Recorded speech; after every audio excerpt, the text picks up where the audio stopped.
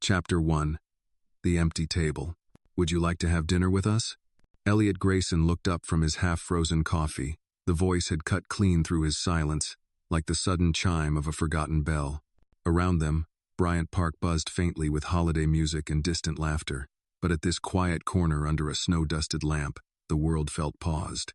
He blinked, trying to register what she had just asked. "I'm sorry, what did you say?" he replied, genuinely caught off guard. The woman took a half-step forward. "You looked like you could use some company. And a hot meal. My daughter and I, we don't have much. But it's Christmas. Nobody should eat alone." She gestured toward the little girl by her side, bundled in a puffy pink coat, wide-eyed, hugging a well-worn stuffed giraffe. The child gave a shy wave. "Hi, I'm Zuri." Elliot turned his gaze to the empty table beside him.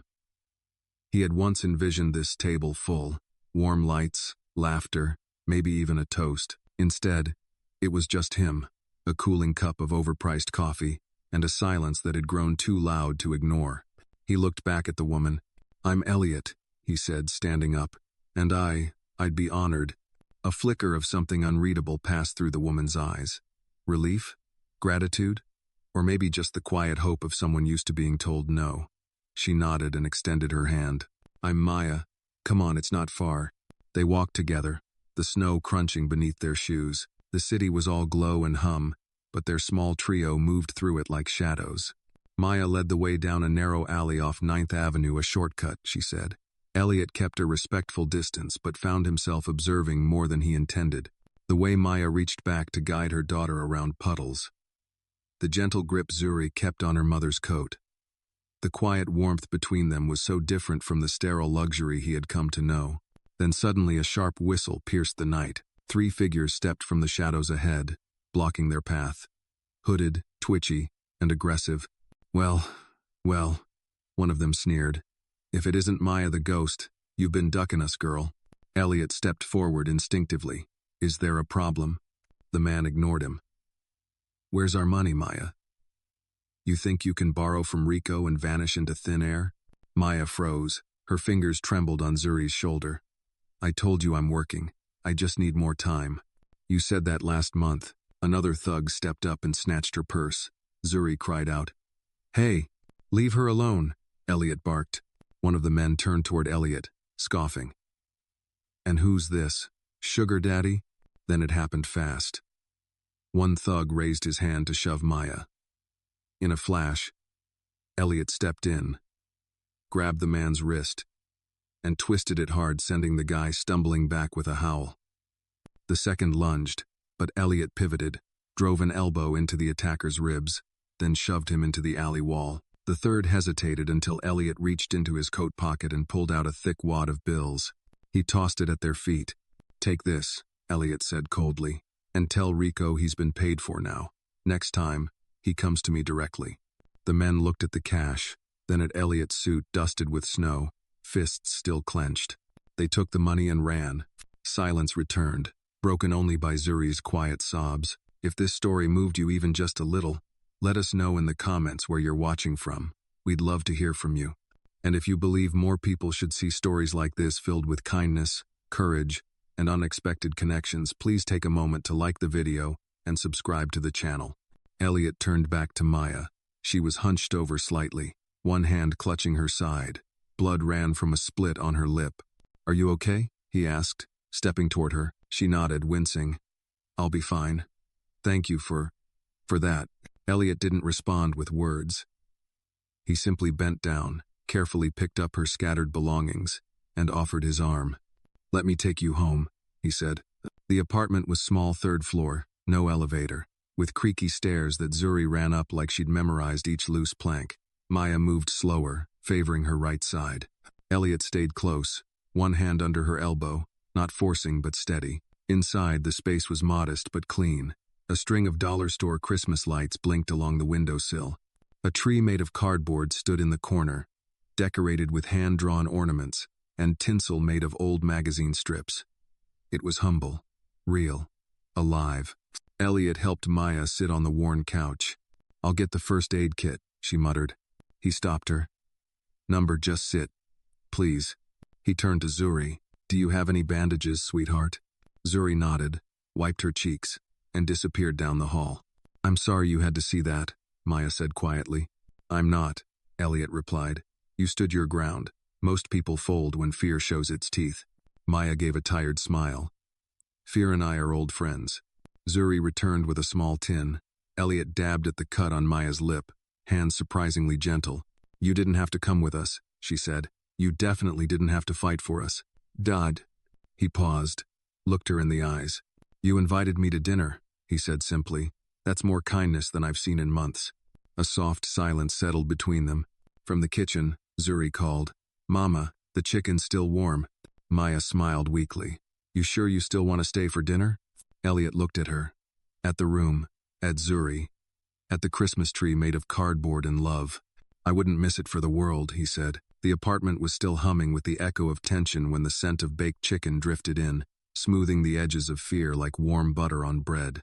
Elliot sat at the small dining table as Zuri bounced into the kitchen with her stuffed giraffe tucked under one arm and a spatula in the other. Welcome to Ches Mama, she announced in a sing-song voice, setting two mismatched plates on the table with the flair of a seasoned hostess. Elliot raised an eyebrow. Ches Mama. Maya chuckled softly from the living room. One hand pressed gently against the bruise blooming on her ribs. It's her imaginary restaurant. She's the maitre d', the server, and the food critic. Zuri grinned. 5 stars. Always. Elliot smiled, truly smiled. Not the polished, tight-lipped version he wore in boardrooms. That's a bold claim. I hope the chef can live up to the hype. She can, Zuri replied with absolute certainty, before skipping back into the kitchen to fetch the chicken. He turned to Maya, who was sitting on the edge of the couch now, her face pale but composed. You really okay? I will be, she said. I've been through worse. Her tone was light, but there was a weariness behind it. She didn't elaborate, and Elliot didn't push. There was something sacred about pain that people learned to carry quietly. I'll take a look at your side after dinner, he offered. I've done a bit of first aid. Hiking injuries mostly. Maya raised an eyebrow. You? Hiking? He smirked. Believe it or not, I wasn't always chained to a desk, used to escape upstate whenever I needed to breathe. Before she could reply, Zuri returned with a tray balancing a steaming dish of roasted chicken, mashed potatoes with cracked pepper, and a bowl of sweet cornbread muffins. She set it down with care, tongue poking out in concentration. There, she said proudly. Now you're not eating alone. Maya stood slowly, wincing, and made her way over to the table. Elliot sprang up to pull her chair out. She looked at him, surprised. Still remember my manners, he said, a little sheepishly. She sat. You're full of surprises tonight. They began eating. The chicken was tender, seasoned simply but well. The mashed potatoes had the kind of lumps that meant they were real, not from a box. The cornbread was slightly overdone at the edges but sweet, with bits of corn still visible. This is, Elliot paused, savoring another bite, remarkably good. Maya smiled with a kind of pride that had nothing to do with wealth. It's not fancy, but it's ours. Zuri beamed. Told you it was 5 stars. They ate quietly for a while. The kind of quiet that was comfortable, not strained. The warmth of the food and the closeness of bodies in a small space did something Elliot hadn't expected. It began to thaw him. You know, he said, watching Zuri pick the crumbs off her plate. My holiday dinner was going to be lobster tail, caviar, and champagne. But this?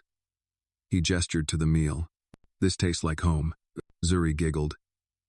We don't have caviar. Mama says fish eggs are for people who forgot what real food tastes like. Maya choked on a laugh. I may have said that once. Elliot's smile lingered. So what's the story? You always cook like this? Maya shrugged. Not always, but I try. Zuri deserves a warm table, even if it's a small one. He leaned back, genuinely intrigued. And you? What did you want to be before life happened?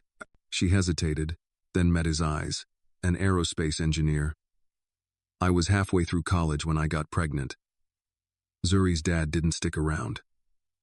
I dropped out, took whatever work I could get. Elliot's brows lifted. You were studying aerospace?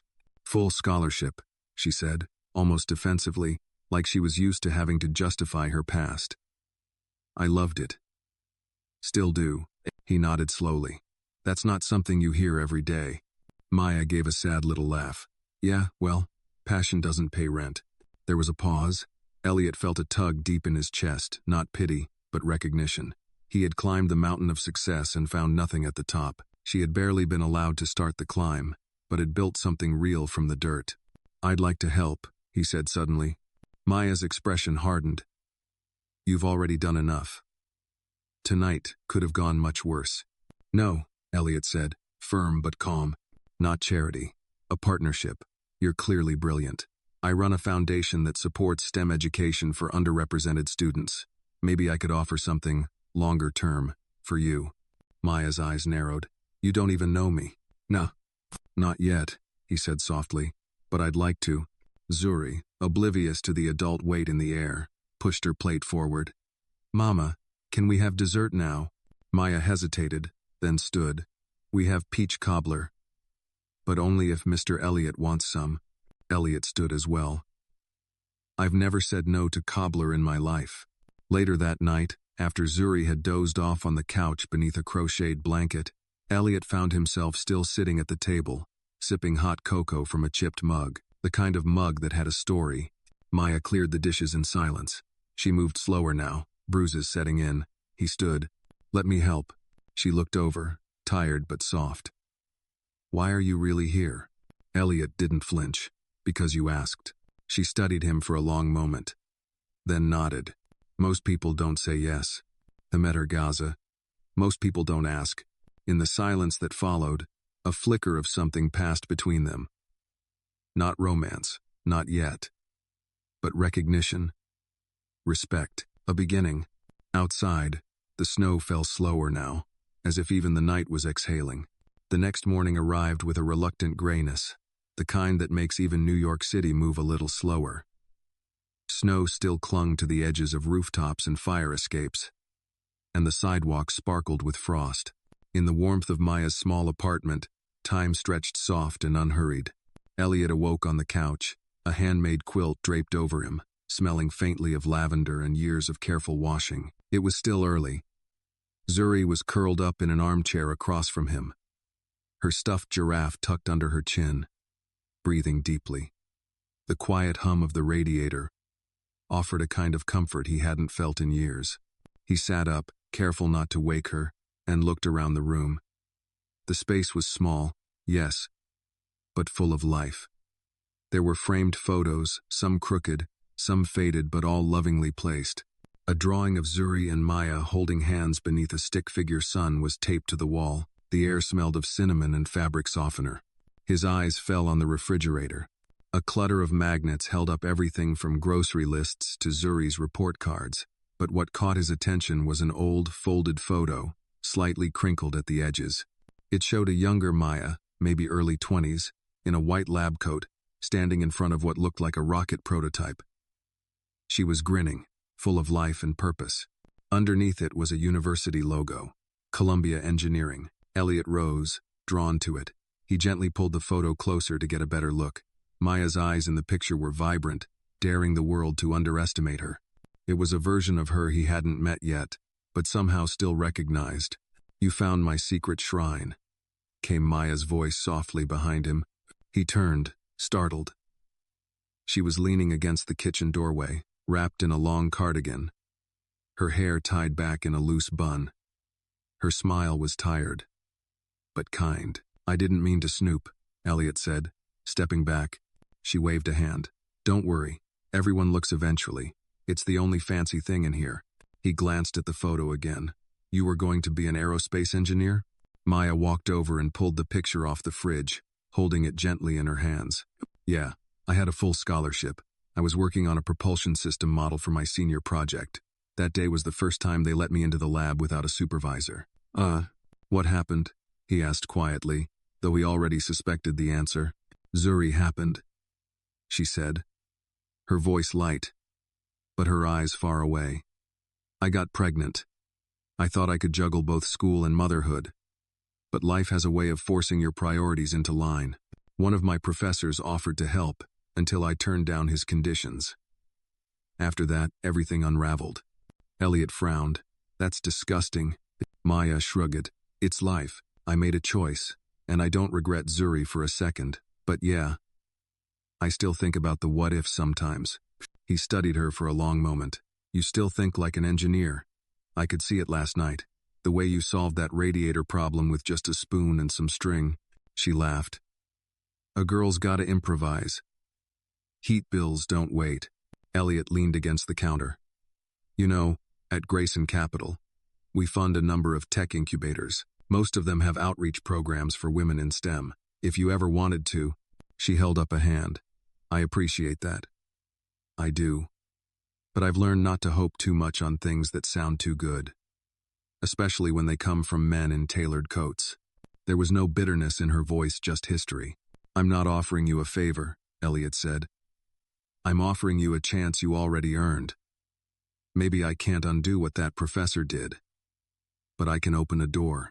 Maya looked at him, her expression softened. You really mean that, don't you? He nodded. Before she could answer, Zuri stirred in the armchair. Her eyes fluttered open, and she yawned dramatically. Is it morning? She mumbled. It is, baby, Maya said, crossing the room to scoop her up. Zuri wrapped her arms around her mother's neck, then looked over at Elliot. Did you sleep here? I did, he said. Hope that's okay. She gave a sleepy nod. You didn't snore. That's good. He chuckled. Thanks. No. Maya set Zuri down and went to make coffee. Elliot moved to help, automatically opening a cupboard and pulling down mugs without asking. You act like you've done this before, she said. He shrugged. I've poured a lot of coffee. Usually for myself. Usually alone. Zuri climbed up on a stool, watching them. Do you have a kid, Mr. Elliot? The question hit Elliot unexpectedly hard. No, he said slowly. I never had the chance. Zuri tilted her head. You'd be a good dad. You know how to make cocoa right. Maya turned, coffee in hand, and met Elliot's eyes. He gave a small, tight smile. Thanks, kiddo. That means a lot. They sat together at the table again, this time with steaming mugs and a quiet sense of something unspoken but real. Elliot glanced at his watch. I should head out.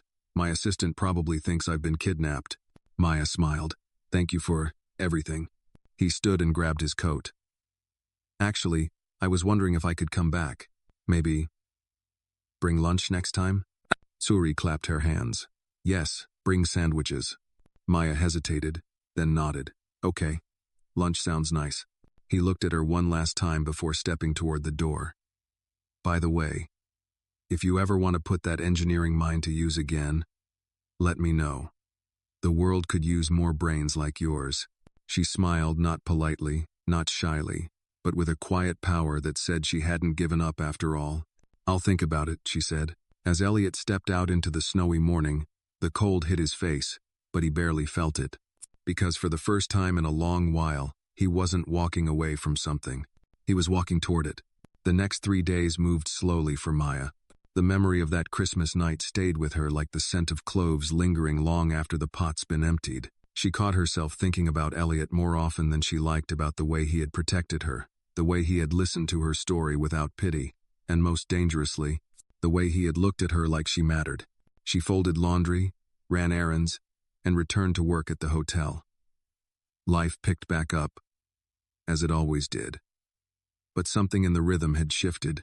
Then, on Friday at noon, there was a knock at the door. Maya peeked through the peephole. There he was. Elliot stood on the other side of her apartment door, not in his usual sharp suit, but in jeans, a navy pea coat, and a beanie that made him look 10 years younger. He held a brown paper bag in one hand and a bouquet of small white daisies in the other. She opened the door slowly. Delivery, he said with a small smile. For me? She asked, raising an eyebrow.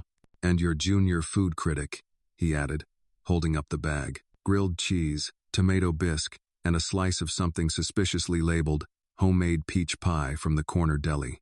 Zuri appeared from behind her legs. Pie? Elliot grinned. Hi, Zuri. I come bearing gifts. Then you may enter, Zuri said solemnly, stepping aside. Maya laughed and shook her head, motioning him in. The table was cleared. a small vase ready and waiting as if Maya had known he would bring flowers. She hadn't, but part of her hoped. As she arranged the daisies in water, Elliot unpacked the food. "You didn't have to do this," she said. "I wanted to," he replied. "Besides, I needed a break.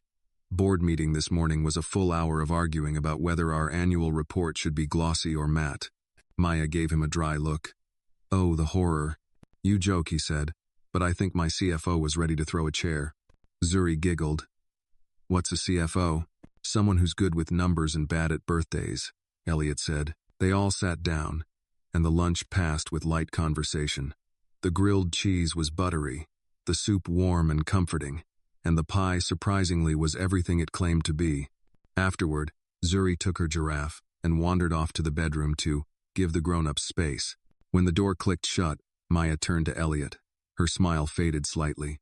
"You're not just here for grilled cheese and giggles, are you?" He didn't flinch. "No." She waited. "I looked into Columbia," he said. "Your transcripts are still on file. Your academic standing was excellent.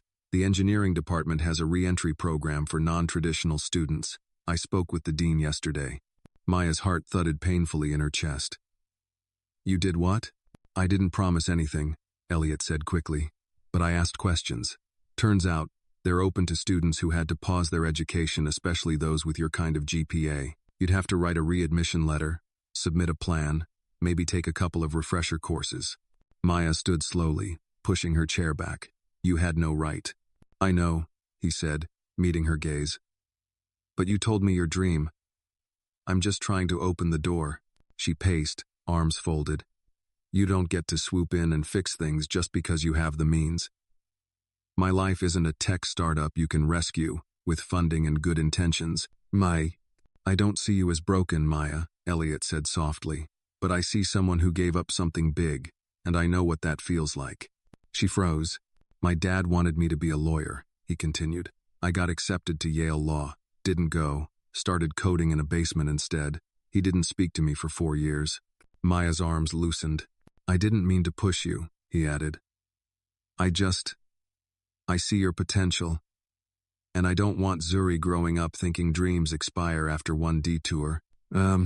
Maya looked away, blinking fast. "I'm tired, Elliot," she whispered. "Tired of getting my hopes up, tired of starting over. Every time I do, something gets ripped out from under me." "I'm not offering a miracle," he said. "Just lunch, and maybe a little faith." She finally turned to face him. "What if I try again? And fail?" Elliot stood, walked to her. His voice dropped. "Then you'll fail trying. But at least it'll be your choice." Maya searched his face. No pity, no agenda, just steady presence. Then, quietly, she nodded. "I'll think about it." He gave a small smile. "That's all I ask." They stood in silence for a moment, until the bedroom door cracked open. "Is the fighting over?" Zuri asked. "Come here, sweet pea," Maya said, arms wide. Zuri ran into her embrace, then turned to Elliot. "Are you coming back again?" "If I'm invited." "You're already part of the club," she said matter-of-factly. "Mama doesn't let just anyone bring pie." Elliot laughed. "I'll take that as a yes." As he left that afternoon, snow began falling again, light, swirling, playful. Maya watched him from the window, clutching Zuri to her side. "Do you trust him now, Mama?" Zuri asked. Maya didn't answer right away. But something in her chest, something quiet and long-dormant whispered, maybe. Maya sat at the kitchen table that evening, a half-filled mug of chamomile tea going cold beside her. Zuri was already asleep in the next room, her soft snores muffled beneath layers of blankets and the protective arm of her giraffe. The apartment had gone quiet again, but not empty. Not the way it used to feel. On the table in front of her was a blank sheet of paper. Crisp, clean, and terrifying. The words wouldn't come. Every time she picked up the pen to start the readmission letter to Columbia, her hand froze. Not because she didn't want it. She did desperately, but desire and belief were not the same. One you carried in your chest, the other had to be earned. She stared at the paper. Then at the envelope Elliot had left earlier that day. Inside were program brochures, a printed email thread with the dean, and a sticky note that said simply, "No pressure, just possibility. E." She smiled despite herself. That man had a gift for being gentle without being soft. Still, the fear was real. What if she was too rusty? What if she'd forgotten how to solve equations, to think in formulas and trajectories? What if the world of engineering had moved on and left her behind? She sipped the lukewarm tea, then stood and walked to the small bookshelf in the corner of the room. Hidden between a cookbook and an old copy of Goodnight Moon, she found her old mechanical engineering textbook. Pages yellowed, margins filled with scribbles and dreams. Her fingers trembled as she opened it to a random chapter. Page 318, Fluid Dynamics. For the next 20 minutes, she read, slowly at first, then faster, like someone recognizing the language of their childhood. The math was there, dormant, but not gone. And, as she scribbled an equation in the margin, her hand steadied. She could do this. Back at the table, she picked up her pen again, took a deep breath, and wrote the first sentence, "To whom it may concern. My name is Maya William, and I am writing to ask for a second chance."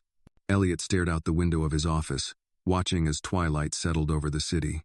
The skyline glittered with steel and light, but he felt strangely disconnected from it tonight.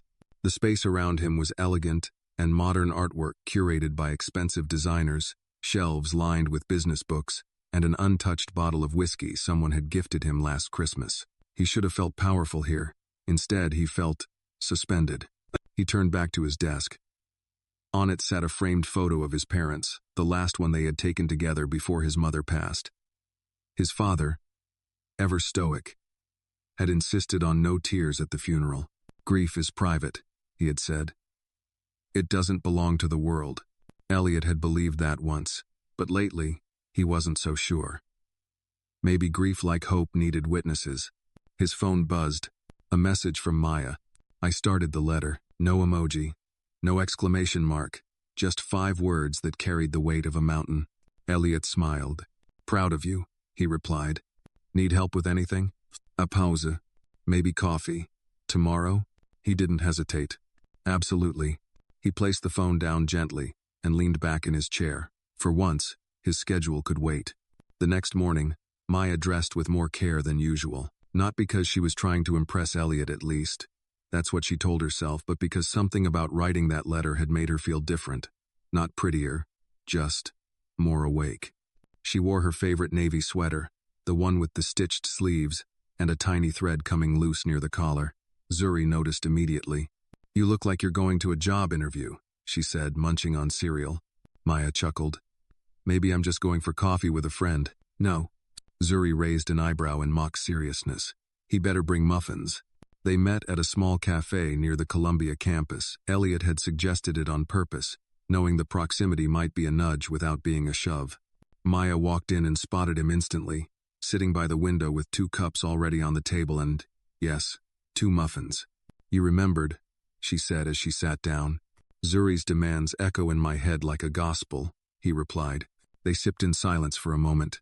The air between them had changed, not tense, but charged. A kind of electricity you only felt when something important was about to happen. "I finished the letter," she said, pulling a folded page from her bag and placing it on the table. He didn't reach for it. "Want me to read it?" Maya hesitated, then nodded. Elliot unfolded the paper slowly, like it might break in his hands. As he read, his expression softened. When he looked up, his eyes were glassy. "This is beautiful," he said. "Honest, brave." She exhaled. "You think it's enough?" "I think it's more than enough." He handed it back. "Send it, today." Maya nodded. "Okay." They sat quietly after that, a kind of reverence settling between them. The way it does when 2 people both know a moment has shifted something permanent. "Why are you doing this?" she asked finally. Elliot didn't answer right away. "Because I've spent years building things that make money but don't matter," he said. "And I'd like to spend the next part of my life building something that does. People, futures." He looked at her, his voice lower now. "And because I believe in you, Maya. I believed in you the second you stood up to those men in that alley. The rest is just details." She didn't cry, but her throat tightened. "I don't know what this is between us," she said, "but it's starting to feel dangerous." Elliot smiled softly. "Good. Most meaningful things are." As they stood to leave, Maya tucked the letter back into her bag and touched Elliot's arm lightly. "Thank you for seeing me." He met her chaza. "Always." Outside, the snow had melted into wet sidewalks and gray slush. The world had returned to its usual grind. But for Maya, something new had begun, not loud or grand, but strong. Like the first sentence of a story she had once been too afraid to write. The official reply came 5 days later. Maya was just finishing folding Zuri's laundry when the envelope slipped through the apartment's mail slot, landing with a quiet thud on the worn wooden floor. It was cream-colored, with the embossed Columbia University seal in navy at the top. The kind of envelope that made your breath catch before you even touched it. She stared at it for a long minute. Zuri peeked over the back of the couch. "Is that it, Mama?" Maya nodded, the letter still untouched on the floor. "Looks like it. Open it." Her fingers were trembling slightly as she picked it up. She wasn't sure if she was ready for this, for hope to be real or shattered. She opened it. 2 pages, neatly typed. The first line held her in place. "Dear Miss William, after reviewing your academic history and the strength of your readmission letter, we are pleased to offer you reinstatement into the Columbia University School of Engineering's re-entry program, beginning this upcoming semester. Idcam." Maya's hand went to her mouth. Her knees buckled, and she sat down hard on the edge of the couch. Zuri scrambled over. "Mama, did you get in?" Maya nodded, tears welling in her eyes. "I got in." Zuri shrieked and launched herself into her mother's arms, nearly knocking the letter from her hands. They both laughed, and Maya held her daughter tightly, feeling something inside her unclench, a weight she didn't even know she was carrying. Elliot's phone buzzed just as he was wrapping up a meeting with the Grayson Capital leadership team. He glanced at the screen and saw Maya's name. One word. All caps. "Accepted." He smiled a full, unguarded smile that caught the attention of his VP of Operations, who paused mid-sentence. "Everything all right, Mr. Grayson?" "Better than all right," Elliot said, standing. "Gentlemen, we'll pick this up later. I have somewhere I need to be." They met at the same cafe near Columbia. Maya was already there, sitting by the window, her acceptance letter resting on the table in front of her like a badge of honor. She looked up when she saw him, and stood before she realized it. He was across the room in 3 strides. "I told you," he said, picking up the letter and reading the words with something like reverence. "I told you it would happen." Maya laughed, a sound full of disbelief and pride. "I still don't believe it. Me, back in school, at Columbia. Believe it," he said gently. "You earned this." They sat. For a moment, neither spoke, just coffee cups between them and a letter that had changed the course of a life. "Elliot," she said, her voice lowering. This means I have to make some big changes. I know. I'll have to cut back on hours at the hotel. Maybe take night classes. I don't even know if I can afford childcare for Zuri when I'm on campus." "I know," he repeated, but didn't push. He let her speak. "I'm scared," she admitted. "Not just of failing, but of succeeding. What if I become someone Zuri doesn't recognize?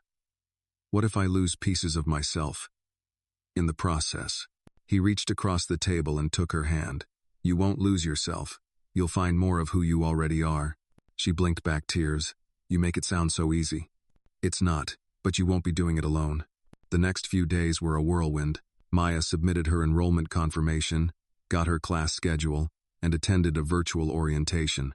The university assigned her a student advisor who seemed impressed with her previous academic record. Her old credits were still valid, and with the right pace, she could finish her degree in under 2 years. Zuri made a celebration banner out of construction paper that said, "My mom's going to build rockets." They hung it over the kitchen doorway. Elliot visited more often, sometimes bringing groceries, sometimes just showing up with takeout and helping Zuri with her reading homework. He never overstayed, never asked for more than she could give, but he was present, and that presence became something Maya began to rely on quietly, but unquestionably. One evening, as they were cleaning up dinner, Maya asked the question that had been circling in her mind for weeks. "Why haven't you ever married?" Elliot paused, his hands still in the sink. "I almost did. A long time ago. Her name was Isabel." "What happened?" He wiped his hands on a towel, then leaned against the counter. She was brilliant, driven. She wanted to be a civil rights attorney. I was building the company. We thought we could make it work, but our ambitions pulled us in different directions. We didn't leave angry, but we left. Maya nodded, digesting that. And since then? She asked. Elliot smiled faintly. I built walls, easy to do when you have money and distractions. I thought I didn't need anything else. Then I met you, and Zuri, and now. I'm starting to wonder if maybe I was just afraid. She didn't respond right away, but there was a softness in her eyes that hadn't been there before. You're not the only one who built walls, she said. That night, after Elliot had left and Zuri had fallen asleep, Maya stood by the window, looking out at the city skyline. She held her acceptance letter in one hand and a mug of tea in the other. She had crossed a threshold. There was no going back. And for the first time in years, that thought didn't terrify her. Instead, it lit something deep inside a fire, not of survival, but of purpose. School would start in 2 weeks. She'd need supplies, books, a laptop that didn't freeze every time she opened more than 2 tabs. She'd need to juggle work, parenting, and class. But she would do it. For Tsuri, for herself, for the girl in the photo on her fridge who had once believed the sky was hers to claim. She looked up. It still was.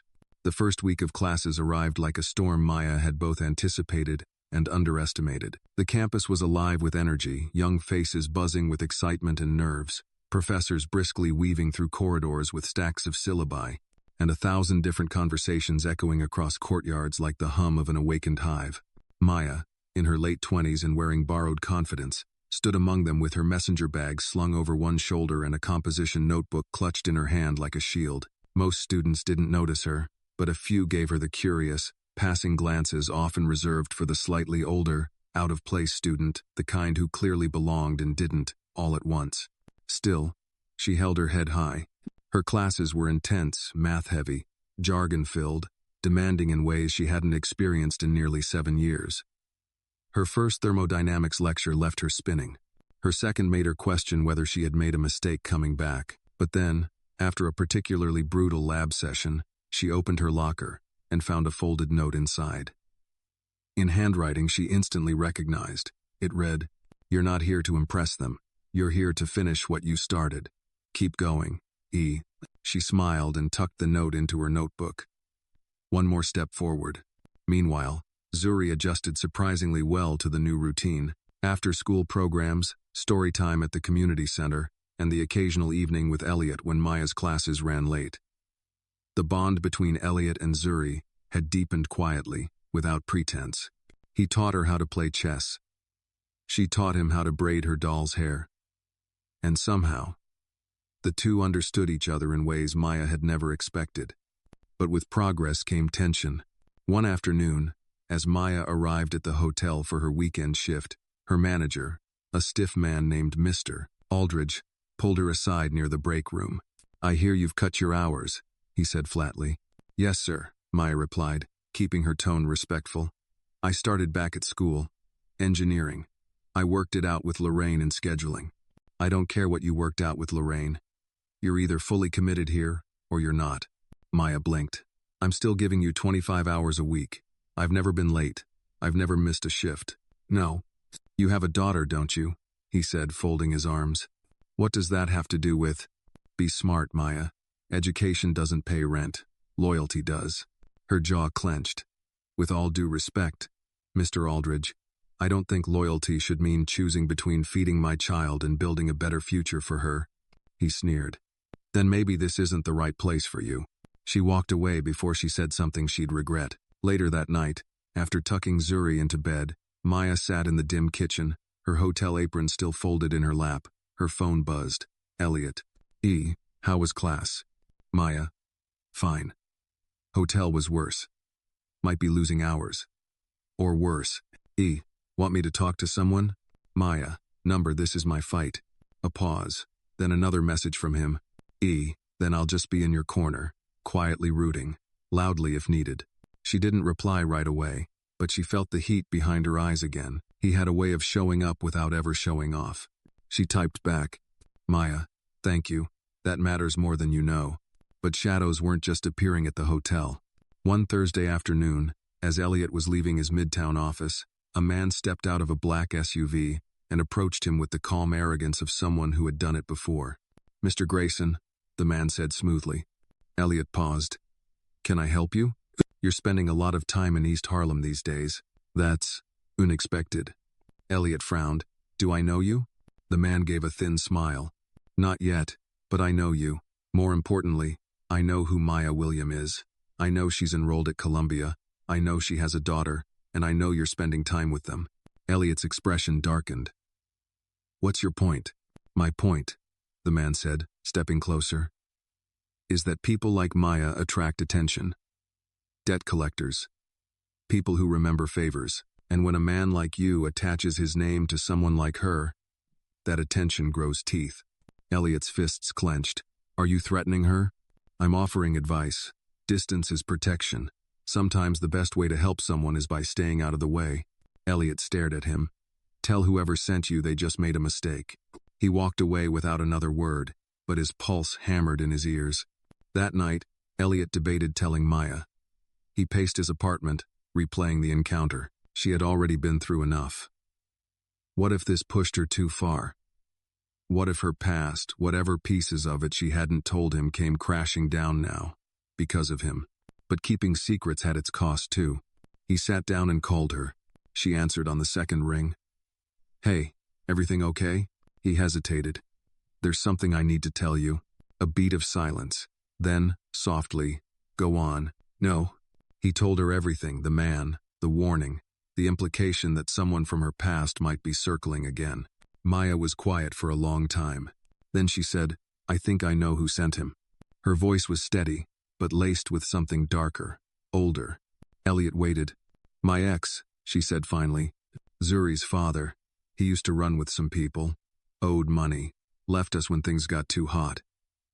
But when he found out I was trying to go back to school, he left a voicemail, said I was getting too ambitious. I ignored it." Elliot's blood went cold. "He won't hurt Zuri," Maya said. "He never cared enough to stick around. But he might try to shake things up." "I won't let him," Elliot said, voice sharp. Maya sighed. "You can't fix this with money, Elliot. This isn't a boardroom." "No," he said. "It's not. Which means I'll fight dirtier if I have to."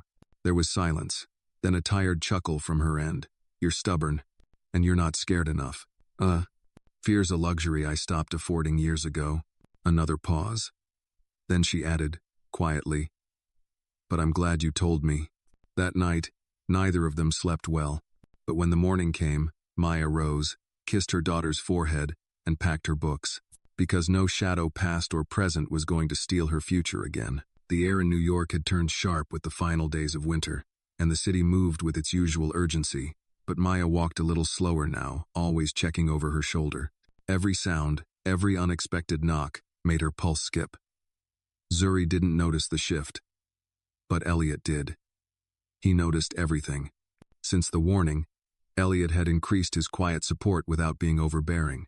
He arranged for a friend at a nonprofit to help Maya look into legal options for protective measures. He'd installed a smart lock on her apartment door and made sure she had emergency contacts saved in both her and Zuri's phones. But Maya still hadn't told Zuri what was going on. Not yet. She wasn't ready to place that kind of fear on her daughter's small shoulders. One evening, after her last class of the week, Maya sat in the university library finishing a project when a text arrived from Zuri's babysitter. "A man came asking about you today. Said he was a family friend. I didn't tell him anything. He didn't seem dangerous. But it was strange." Maya's hands went cold. She stared at the message for a full minute before standing abruptly and gathering her things. She called Elliot as soon as she was outside. "Hey," he answered. "You okay?"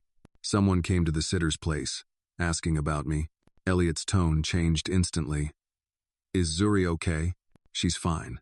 The sitter handled it well. But I don't think this is just some old debt anymore." "Bah. I'm coming to you," he said. "Right now." By the time she arrived home, Elliot was already there, standing just inside the hallway of her apartment, arms crossed, jaw set like stone. They waited until Zuri was asleep before speaking in low voices by the window. "I think it was Marcus," Maya whispered. "Zuri's father." Elliot looked at her. Has he contacted you since that voicemail? Number, but that's how he works. He doesn't come at you head on. He circles. He lets fear do the talking. 1. Elliot nodded slowly. Then maybe it's time we make the first move. Maya turned toward him. What do you mean? I did some digging, he said. I have private investigators on retainer. Don't ask how often I've needed them for corporate matters. They found Marcus. He's in the Bronx, tied up with some low-rent enforcers, trying to stay under the radar. Maya's stomach twisted. So what do? We document every visit, every message, every name. If he steps over the line, we file a restraining order. If he pushes harder, we press charges. But Maya, you can't do this alone. I'm not asking for help, she said quickly. Elliot softened. I know you're not. I'm offering it anyway. She looked away. I hate that he still has this much power. After everything, after all the nights I worked 2 jobs, after every scraped knee I kissed better for Zuri, he shouldn't still get to shake me. He doesn't, Elliot said. You're shaking yourself because you care. But that doesn't make you weak. It makes you human. Maya's eyes glistened. What if this mess ruins everything? Columbia, Zuri's peace, us. Elliot reached out and gently tucked a strand of hair behind her ear. Then we stand in the mess together, and we don't let him write the ending. The next few days passed with heightened caution. Maya spoke with the nonprofit legal team Elliot had connected her with. They helped her start the process of documenting harassment and potential threats. She also installed a small camera outside her apartment door, discreet but effective. And in the middle of all this, she kept going to class, solving equations, turning in assignments, helping Zuri with spelling lists.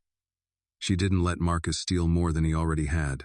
Then, one evening, as she was walking home from class through a less traveled street near campus, a shadow stepped out from behind a parked van. She froze. It was Marcus. He hadn't changed much, still tall and lean, with that arrogant slouch that made him look like the world owed him something.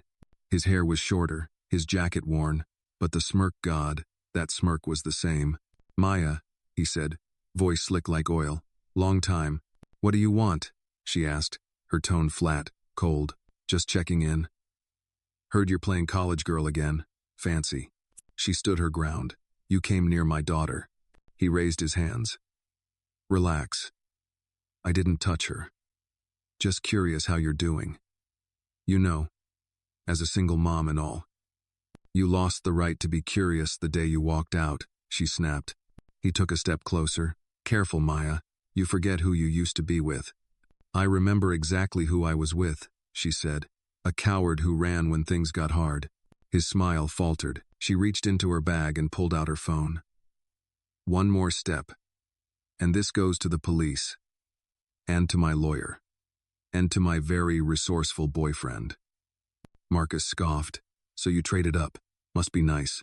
It is, she said. He hesitated, then turned and walked away, disappearing into the night. Maya stood there for a moment, breathing hard, hands shaking. Then she called Elliot. He didn't say a word. He just listened.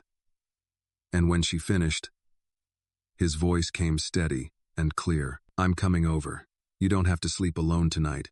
Later, as they sat on the couch with the lights dimmed and Zuri safely asleep, Maya leaned into him for the first time without hesitation.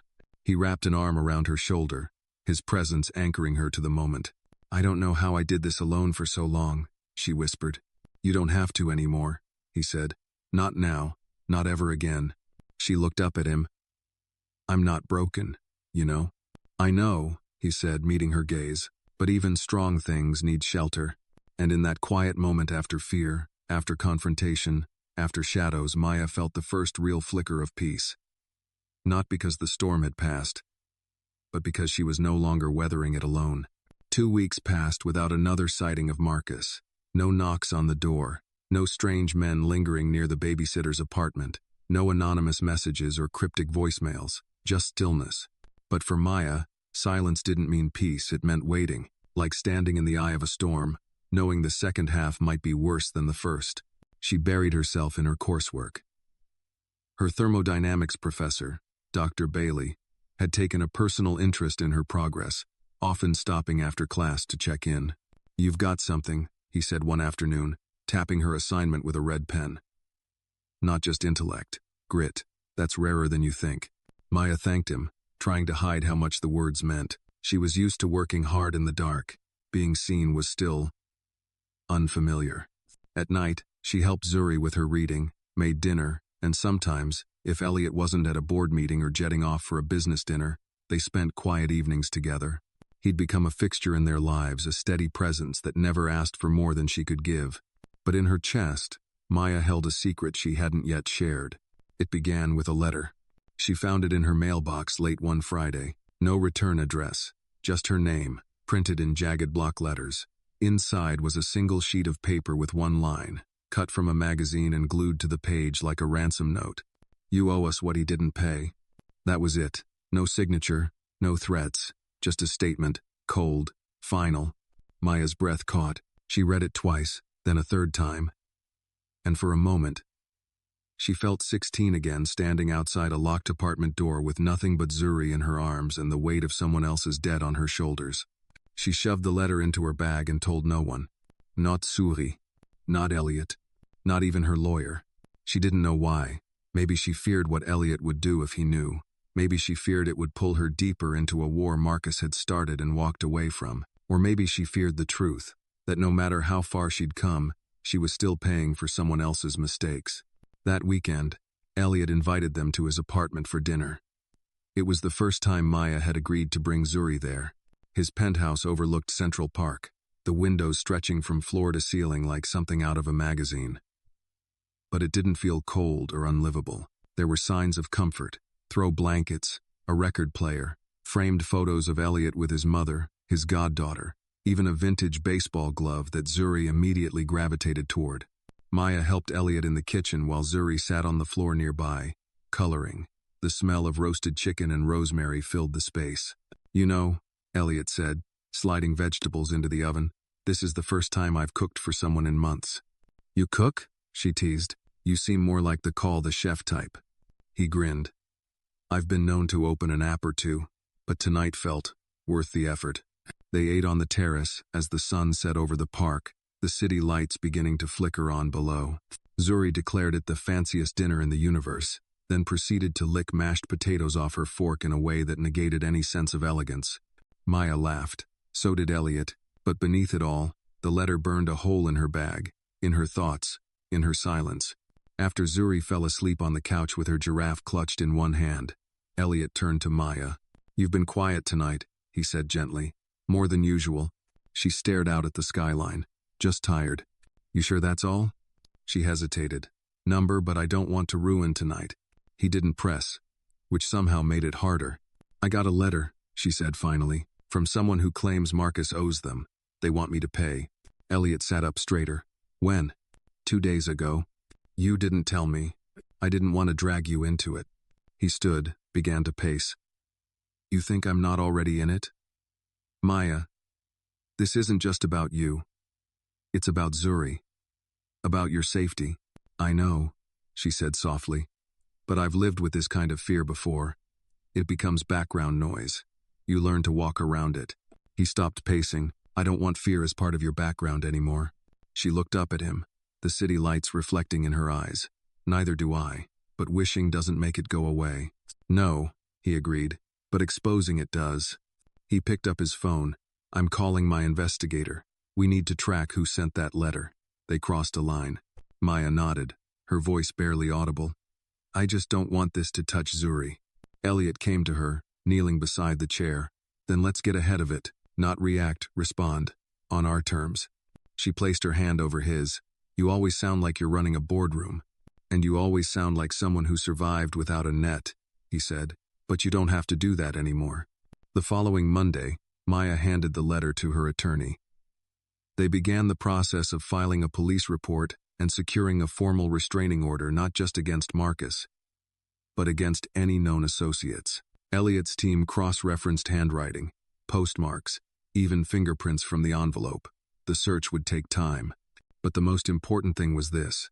Maya had chosen to speak, and that choice changed everything.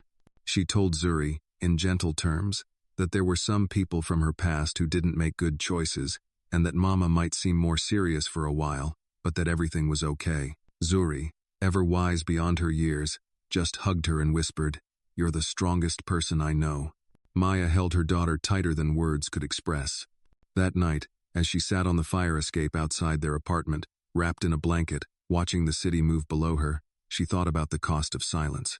It had protected her for years, let her blend in, survive. But silence had a weight, and tonight, for the first time in a long time, she felt it lifting. Elliot joined her on the fire escape, handing her a cup of tea.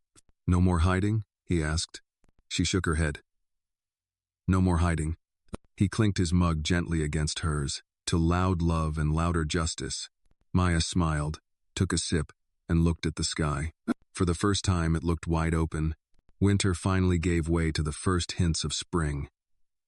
The air smelled of thawing concrete and wet trees, and Central Park shimmered with the timid green of early buds. But Maya's world remained in a fragile state of in-between, like a piano key held just before the strike, vibrating with tension. Though there'd been no new threats since the anonymous letter, Maya's instincts were still sharpened like a blade. She noticed every unfamiliar car parked near her building, every stranger who lingered too long on the sidewalk, every unmarked envelope slipped into her mailbox. Elliot's team continued digging. The police had been cooperative, but slow. It was Maya's fear, and her refusal to let that fear win, that kept her upright. She was in the middle of a late-night study session, her eyes bleary from hours of structural load calculations, when her phone buzzed. Unknown number. Her thumb hovered over the screen. She answered. At first, there was nothing. Then came a distorted voice, low and full of gravel. "This is your last warning. Pay what he owed, or the girl pays instead." Click. Maya stared at the phone in her hand, frozen. This time, they'd said it. Zuri. She stood, grabbed her bag, and ran. Elliot was in his office when she burst through the doors, the security guard barely managing a surprised, "Sir, she's," before Maya spoke. They threatened Zuri. Elliot was out of his chair in an instant. "What?" they called. A voice, scrambled. "Said I had one last warning. Said if I don't pay Marcus's debt, they'll come for Zuri." He moved around the desk and took her by the shoulders. "Where is she now?" "She's with Mrs. Langley next door. I called her on the way here. Told her not to let anyone in. Not even the mailman." Elliot was already dialing. Within 20 minutes, 2 of his private security team members were dispatched to Maya's building. Zuri was collected, unharmed and giggling, completely unaware. They relocated her to Elliot's penthouse under 24-hour protection. It wasn't a decision Maya made lightly, but it wasn't a time for pride. This was war. Later that night, when Zuri had finally fallen asleep in Elliot's guest room, Maya sat across from him at the kitchen table. Her hands were wrapped around a mug of untouched tea. Elliot's sleeves were rolled up, tie gone, his laptop open beside him as he reviewed surveillance footage and digital trace data. "I feel like I'm dragging you into a swamp," she whispered. "You're not dragging me," he replied. "I walked in, eyes open. Oh, I keep thinking, what if they actually do something? What if Zuri gets hurt because of me?" "Stop." He stood and moved to her side, kneeling so his eyes were level with hers. "You didn't cause this. Marcus did. You're protecting your daughter the best way you know how, and now you have help." She didn't speak for a moment. "I keep remembering how small she was," Maya finally said. "Just 6 pounds, with a cry that could split concrete. I held her in the hospital hallway, alone, while Marcus was off, handling business. I didn't know how to feed her. I didn't even have a crib yet." Elliot listened. "I swore I'd never let anyone hurt her. And now here I am, smart enough to calculate tensile strength in steel beams. But I can't solve this. I can't outmaneuver this past that keeps dragging at my feet." "You don't have to solve it alone," he said. "You're not in that hallway anymore." Maya turned to look at him fully. "You say that like it's simple." "It's not," Elliot said, "but it's real." The next morning, Maya didn't go to class. Instead, she and Elliot sat with a woman named Cassandra Wright, an ex-FBI analyst, now working with Elliot's private team. Cassandra was calm, concise, and surprisingly empathetic. We traced the call to a burner phone activated near Hunts Point, she said, laying out printed maps on the dining table. Public records show Marcus used to crash at a property there condemned now, but still connected to a few low-level gang contacts. She pointed to a location. We've got license plate recognition systems and facial recognition pulling data on anyone matching Marcus's description or known associates. But we need your help too, Maya. Anything, Maya said. We need to know everything. Every name, every street, every alias Marcus ever used. Even if it seems minor. You have what we don't. History. So Maya talked. She told them about the late-night deals, the house parties that doubled as stash houses, the names Marcus mumbled in his sleep, the tattoos he said never to ask about. She told them about his right-hand man. Curtis tall, twitchy, with a dragon tattoo crawling up his neck. She remembered a warehouse in Queens, a poker game in Brooklyn, the name of a woman who used to collect payments in folded envelopes behind a church thrift store. It took hours. But when she finished, Cassandra leaned back, impressed. You've got a memory like a detective, she said. No, Maya replied, just a survivor. 3 days later, Elliot came home to find Maya in the study, hunched over blueprints not from her class, but her own. She'd started sketching out a design for a safer children's bed adjustable, easy to assemble, with hidden safety compartments. He watched her for a moment before speaking. That for school? No, she said. Just an idea I've had for a while. Something Zuri could have used when she was younger. He nodded. You ever think about patenting something like that? She shrugged. Who would buy a bed designed by a single mom from Harlem? I would, he said. She smiled. You already gave her a bed that rotates into a castle, Elliot. I don't think I can top that. He stepped closer. You don't need to top it. You just need to build it. She looked down at the sketches. I want to create things that protect people. Not just designs. Solutions. You already are. And just like that, something in her shifted. That weekend, Marcus was arrested. Cassandra's team had linked him to a string of extortion calls and financial threats. One of his associates had been caught on camera at a gas station, using a burner phone purchased with cash. It matched the same one used to threaten Maya. He didn't resist when the officers arrived, he never did. Marcus had always known how to play quiet. Maya received the call on Sunday morning. Zuri was making pancakes with Elliot in the kitchen. They've got him, Cassandra said. You're safe. He's going away. Maya didn't cry. She just nodded, her voice steady. Thank you. Then she hung up, walked into the kitchen, and kissed Zuri on the head. The silence that followed wasn't fear. It was relief, and the sound of a chapter finally closing. The news of Marcus's arrest didn't make the headlines. There were no dramatic photos, no flashing sirens, no breaking news banners. He was just another man with a past, taken in for things most people would rather not know about. But for Maya, it was seismic. It felt like an invisible weight had been yanked from her shoulders, one she hadn't realized she'd been carrying for years. The day after the arrest, she walked Zuri to school without scanning every passing face. She picked up coffee without flinching at the sound of her name being called. She even lingered a little longer in the sun outside the campus library, just breathing. Elliot noticed the change immediately. When he met her for lunch on campus, he said nothing at first, just observed the way she moved, the way her shoulders no longer sat quite so high. You seem lighter, he said as they shared a bench beneath a tree that had just begun to bud. She sipped her coffee. Because I am. No more calls? No more shadows? No more letters? No more ghosts? Elliot reached for her hand. You did that. You faced it. You dismantled it. She turned to him. Number we did. And I think I can finally focus. Like really focus. Not just on survival. On building something. He smiled. That's what I've been waiting to hear. Maya threw herself into school with renewed intensity. Her professors noticed. Dr. Bailey pulled her aside after class and told her he was recommending her for a competitive summer internship with a design consultancy that specialized in structural safety and urban architecture. It's a long shot, he admitted, but your story and your brain are worth the gamble. Maya blinked, stunned. My story? You think they're just hiring numbers and degrees? He chuckled. Maya, they're building for the people.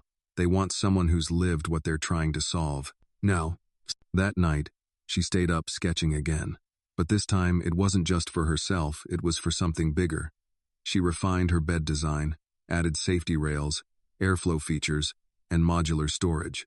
She even modeled a compact version for homeless shelters, lightweight, stackable, insulated. The thought of Zuri sleeping warm in a shelter years ago still haunted her.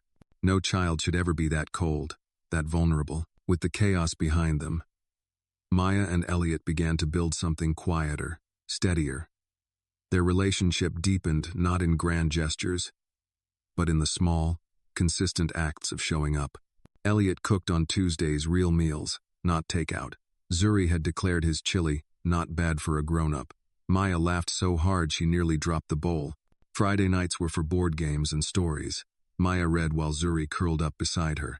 Elliot usually listened from the kitchen, pretending not to be moved, though his silence often betrayed him. One Sunday, as they sat on the floor working on Zuri's science project, Zuri looked up and asked, "Are we a family now?" Maya froze. Elliot looked at Maya, not answering for her. Maya swallowed and said, "Families can look lots of different ways, sweetheart. But yeah, this feels like family to me." Zuri nodded, satisfied, and went back to her glitter volcano. Later that night, when Zuri was asleep, Elliot turned to Maya on the couch. "Did you mean it?" "Yes," she said. "I did." He smiled, but there was a quiet seriousness in his eyes. "Then I need to ask something." Maya tilted her head. "What is it?" He reached into the drawer of the coffee table and pulled out a small envelope. Inside was a folder of official documents. "I talked to a lawyer. I didn't want to overstep. But if something ever happens, I'd like to have the right to make decisions for Zuri. Medical, safety, school pickup. Only if you agree. I want to protect her. And you." Maya stared at the paper, emotions swirling. This wasn't a proposal. It wasn't romance. It was deeper. It was about responsibility. Trust. I don't even know what to say." He touched her hand. "Say you'll think about it." "I don't have to," she said. "Yes." In the weeks that followed, things began to bloom.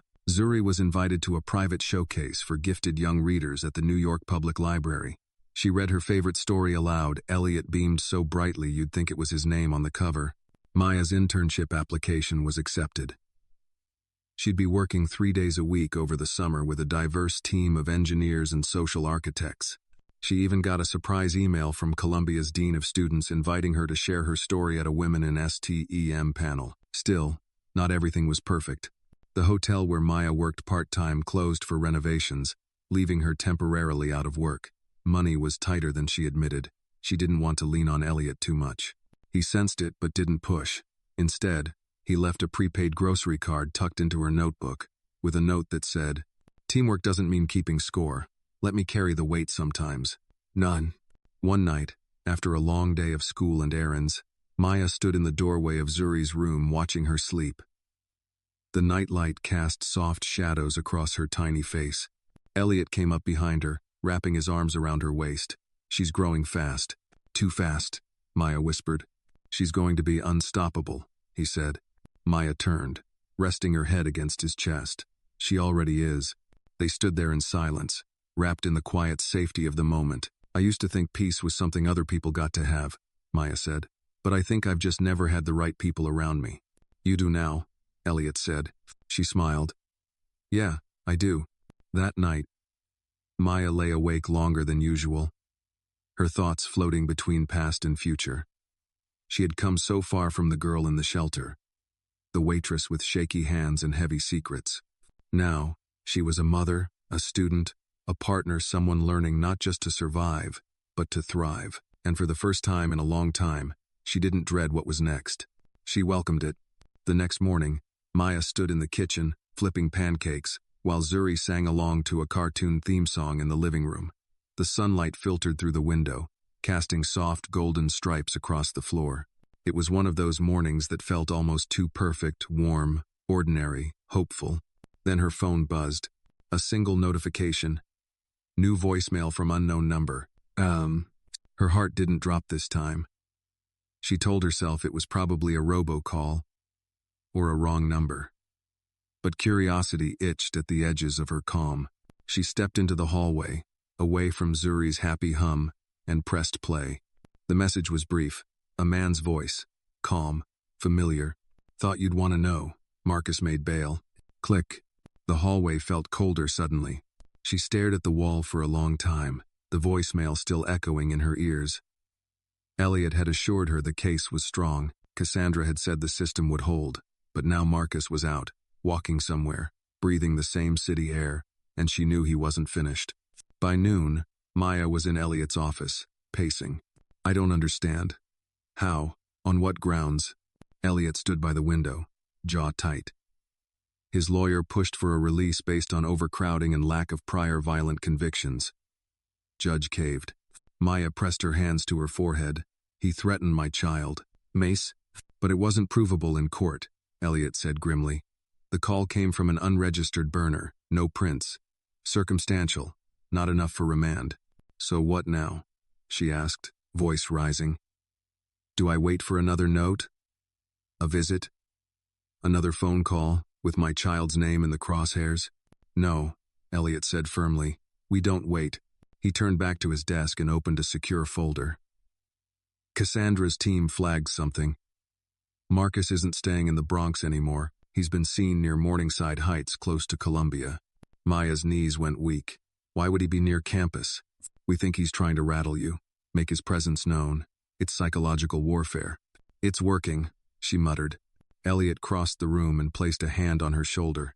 Then we use it. We let him slip. Let him show his face. This time, we catch him on our terms with witnesses, with evidence, with no room for the system to fail again. Maya met his eyes. You're asking me to become bait. I'm asking you to be brave. One last time. That night, Maya lay awake staring at the ceiling. The thought of Marcus, out there, watching from the shadows, made her skin crawl. She thought about pulling Zuri out of school, about quitting the internship before it began, about vanishing. But that's what he wanted, her silence. Her retreat. Her fear.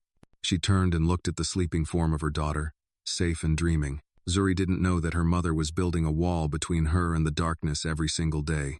She just knew she was loved. That had to be enough for now. The following week was a blur of controlled exposure. Maya returned to her regular routines, carefully monitored by Cassandra's security detail. Cameras tracked her movements. Elliot's team coordinated with local precincts.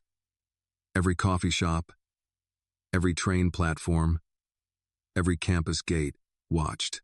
On Thursday, it happened. Maya was leaving class, her notebook clutched to her chest, when she saw him. Marcus. Across the street.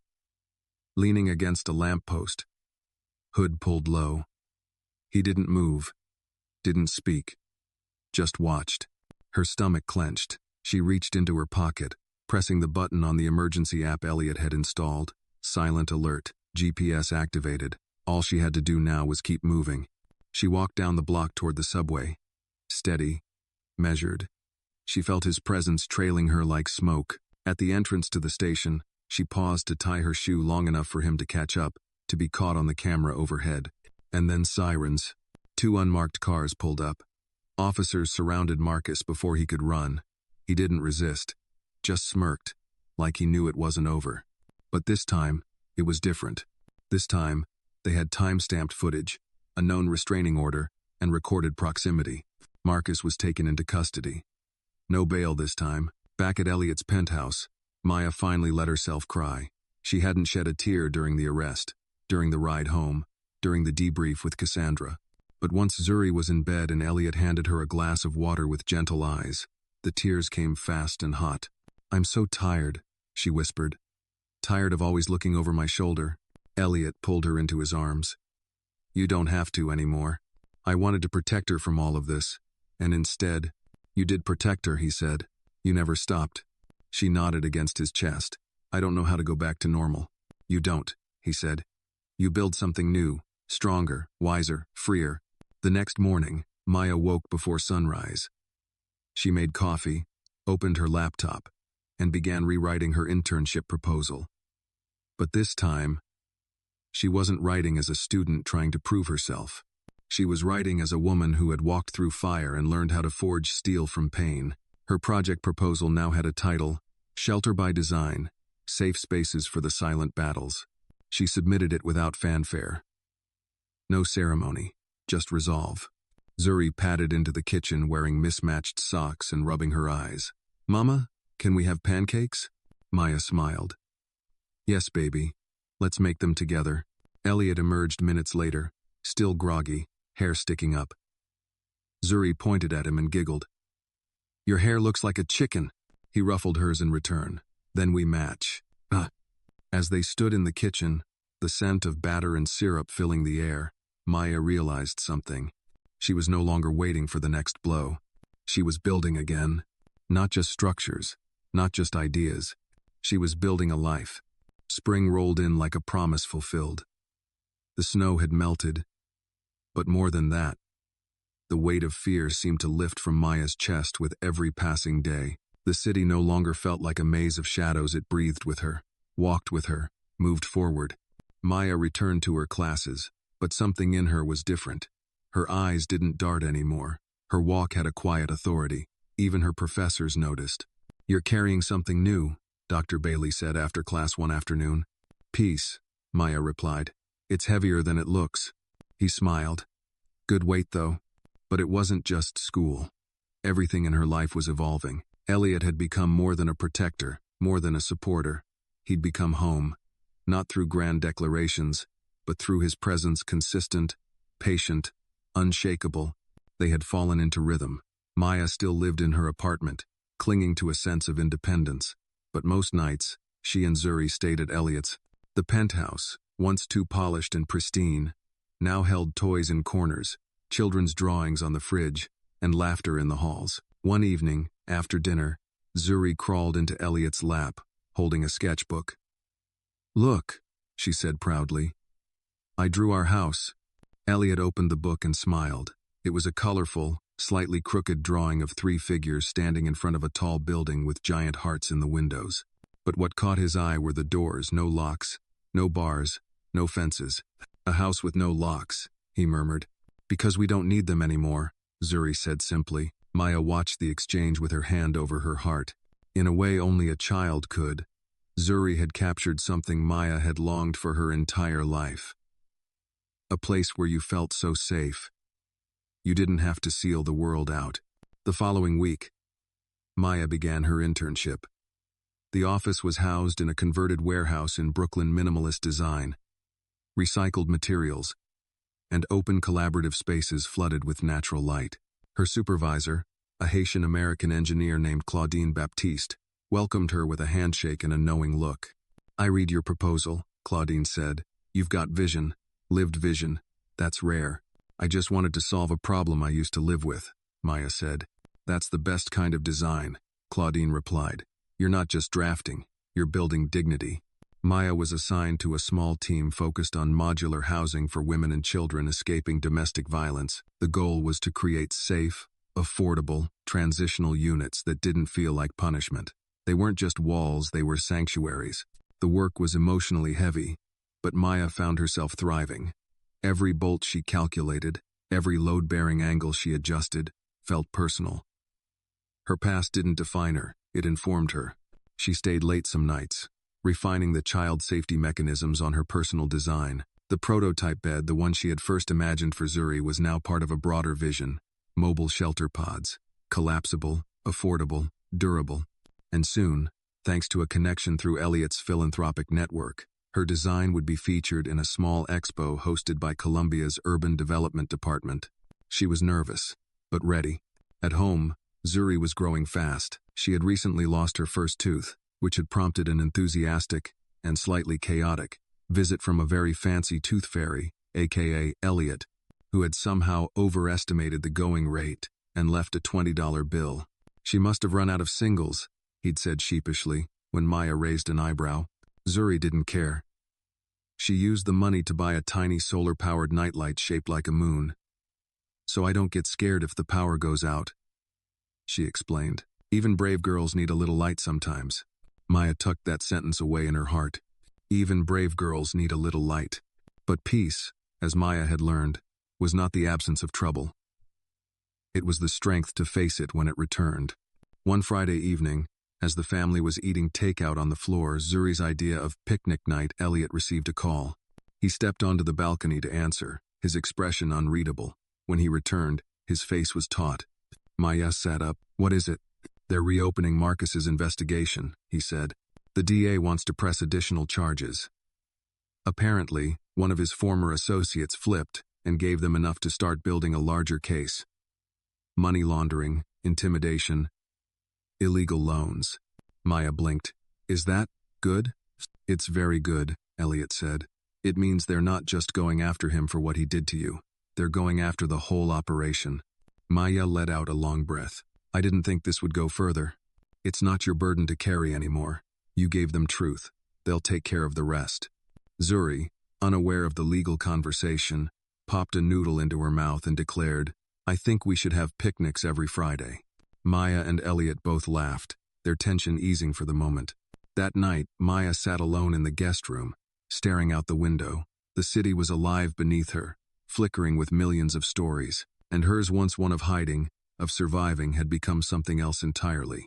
She opened her journal and wrote, "I used to think safety was a door that locked. Now I know it's a door that opens, with people on the other side who stay." The next day, Maya received a formal invitation to speak at Columbia's upcoming Urban Impact Forum. The title of her talk? Designing for Dignity, How Shelter Became a Blueprint for Hope. She smiled, folded the letter, and slipped it into her notebook. She had more to build. And this time, the foundation was hers. The morning of the Urban Impact Forum arrived with a sharp clarity in the air. The kind of spring morning that made the city feel alive with possibility. Columbia's campus buzzed with professionals, students, and community leaders filing into Lerner Hall, where banners reading, "Designing for a Just Future" fluttered in the breeze. Inside, the atrium had been transformed into an open gallery space, displaying models, photographs, and proposals from some of the most promising urban design minds in the country. At the center of it all stood a compact exhibit, a full-scale prototype of Maya's shelter pod, painted a soft, calming gray, with rounded edges, a modular child's bed, and small notes handwritten on placards beside it. Designed by Maya William. Maya stood next to it, wearing a simple navy dress and a pair of flats that had seen better days. She'd spent more time perfecting her speech than preparing her outfit. Still, she looked quietly radiant. Claudine, her supervisor, approached and handed her a name badge. "They've saved your talk for last." "Best for last, I say." "Or most nerve-wracking," Maya replied with a shaky smile. "You've got nothing to prove, Maya," Claudine said. "Just share your truth. That's your power." Maya nodded, fingers tightening around her note cards. Nearby, Elliot and Zuri arrived, the little girl practically bouncing in her Mary Janes. Zuri held a crayon drawing she had made especially for the event, a smiling woman standing next to a house with flowers on the roof. "This is you," she said, handing it to Maya. "And this is your happy building." Maya knelt down, tears prickling behind her eyes. "Thank you, baby. I'm going to keep this forever." "Good," Zuri whispered, hugging her tight, "so you don't forget how brave you are." Elliot watched, his chest tightening at the sight. Pride didn't even begin to cover it. Inside the auditorium, the lights dimmed. One by one, speakers took the stage talking about public transportation reform, green roofing systems, flood-resistant neighborhoods. Then came Maya's turn. The room quieted as she stepped onto the stage. She adjusted the mic, glanced down at her notes, then looked out over the sea of faces. Most were strangers. Some were familiar professors. A few were reporters. And one little girl in the third row sat with a drawing in her lap and stars in her eyes.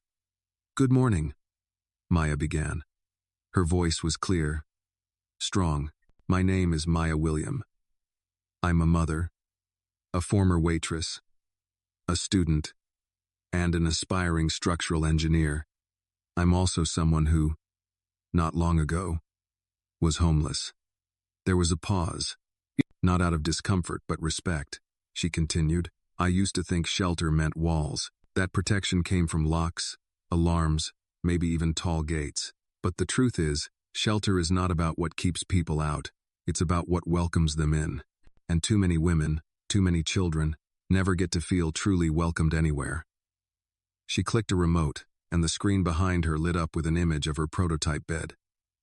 This is what I built. Not because I wanted to show off my skills, but because I needed this 10 years ago. Because my daughter needed this. Because every child deserves to sleep in safety, with dignity, no matter where they are.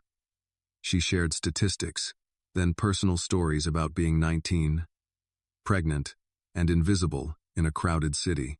About the shelter night where a man banged on her door screaming for drugs. About the first night Zuri ever slept without crying on a mattress donated by a stranger. I'm not here to ask for sympathy, Maya said. I'm here because change doesn't happen in spreadsheets. It happens in the spaces we build, the people we protect, and the voices we elevate. Mine is just one, but I promise you there are thousands more waiting to be heard. When she stepped down from the podium, the room erupted in applause. Not polite, not obligatory, but thunderous. Sustained. Zuri stood up and cheered the loudest. Elliot wiped his eyes. Afterward, Maya stood near her exhibit, answering questions. A woman from a design magazine asked for an interview. A nonprofit founder slipped her a card and said, "We need these pods in our centers." Yesterday, a university board member asked if she'd considered applying to graduate school. Me? Maya said, startled. You're a leader, the woman replied. You just don't know it yet. Claudine leaned in. Told you. Later that evening, back at the penthouse, the three of them shared takeout and apple cider. Zuri was still riding the high of the day. Mama, you were like a superhero. I was shaking like a leaf, Maya admitted. Super leaves, Zuri corrected. Elliot laughed and raised his glass. To super leaves, and the woman who turned fear into foundation. They clinked glasses, and the moment settled warm in Maya's chest. That night, as Maya sat alone by the window, she replayed the day in her mind. She thought about how far she had come, about all the nights she'd walked home with blistered feet and an empty stomach, about every no, every locked door, every moment she'd questioned if she was enough. And now, she wasn't just part of the room, she was shaping it. She pulled out Zuri's drawing from her bag and smiled. The building had no fences. The flowers on the roof stretched toward the sun, and beside the house, in crayon scribble, was a quote Zuri had written with Elliot's help. Sometimes the strongest buildings are made of second chances. Maya whispered the words aloud. Then she looked out at the city and whispered something else. We're just getting started. 2 weeks had passed since the forum. Maya's inbox was overflowing with messages, some from professionals wanting to collaborate, others from students who saw themselves in her story, and a few from women she'd never met who simply wrote, "Thank you. I didn't think anyone understood." She responded to every message, slowly, thoughtfully. It mattered to her because it mattered to them. Each day felt like a step into a life she was finally allowed to claim. Zuri had started calling her famous mama, though she still insisted Maya pack her lunch just right. Apple slices, not whole. Peanut butter sandwiches with the crusts off. And 2 gummy bears. For strength. At the internship, Claudine began involving Maya in client-facing presentations. One afternoon, after a particularly strong pitch to a panel of city planners, Claudine leaned over and whispered, "You ever think about opening your own firm?" Maya laughed at first, then caught the look in her mentor's eyes. "You're serious?" "Why not?" Claudine said. "You've got vision, story, heart. The technical skill is already there. The world needs leaders like you, Maya, not just doers. Designers who care who's sleeping under what they build." Bye. The idea lodged itself in her brain and refused to leave. One chilly Saturday morning, Maya and Elliot took Zuri to Prospect Park for the spring book fair. Zuri wore her favorite hoodie, the one with glitter stars and tiny thumb holes, and carried a small backpack stuffed with allowance money she'd saved for book emergencies. As they wandered through booths lined with paperbacks and colorful covers, Maya noticed a man watching them from a distance, not in a predatory way, just familiar. Middle-aged, slender, clean-shaven, dressed plainly. She brushed it off. New York was full of faces. But as they walked past a stand selling bilingual children's books, the man stepped forward. "Maya?" She froze. It took her a second to place him. Then her stomach dropped. Henry? He gave a cautious smile. It's been a long time. Elliot immediately stepped closer to her, protective without a word. Zuri was flipping through a book, unaware of the shift. Maya took a breath.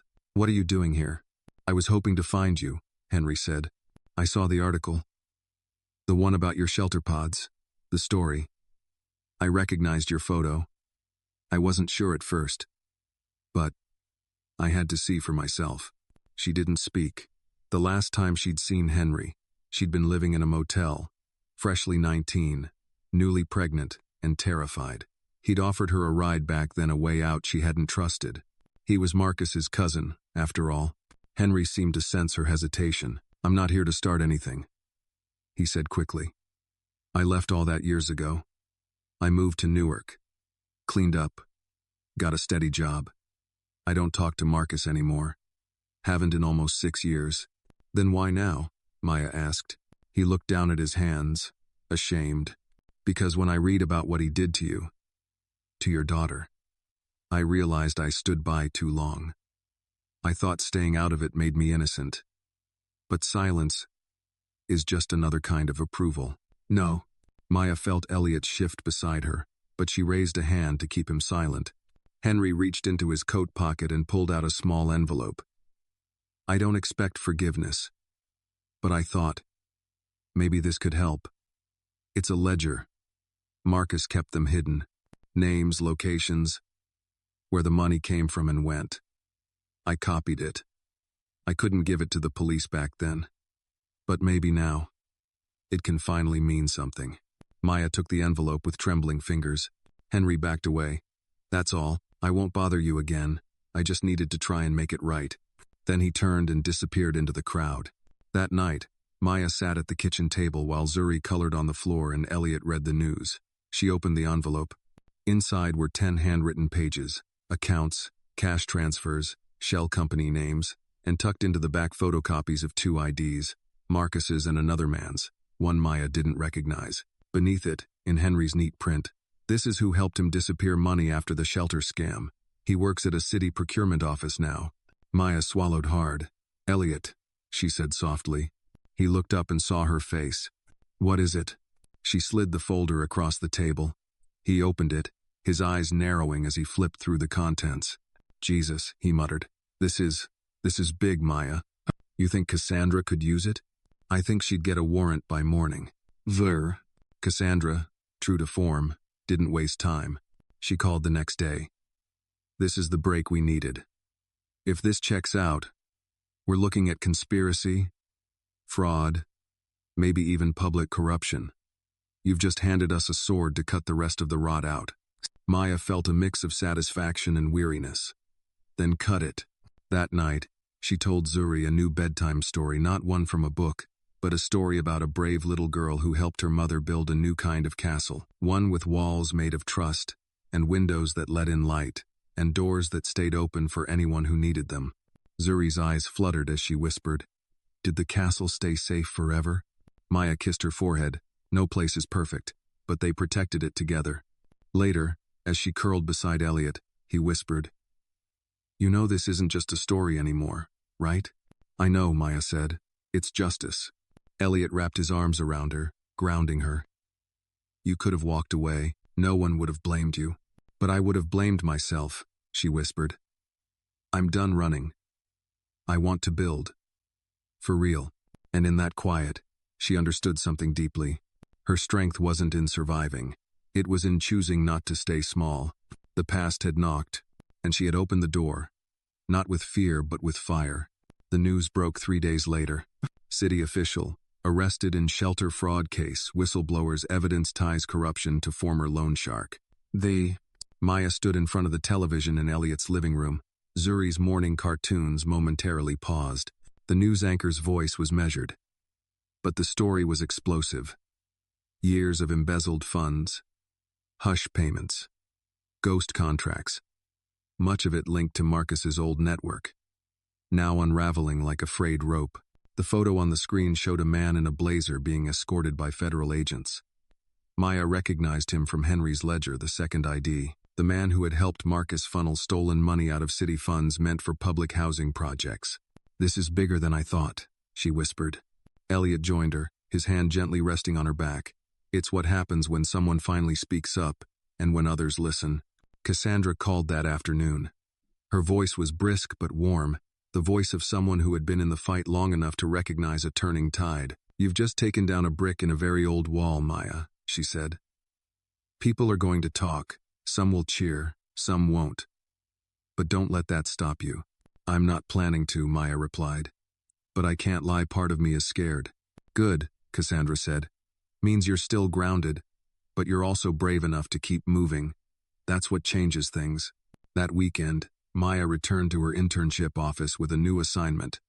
Prototype integration. The shelter pod she'd designed was now being seriously considered for a city-funded pilot program.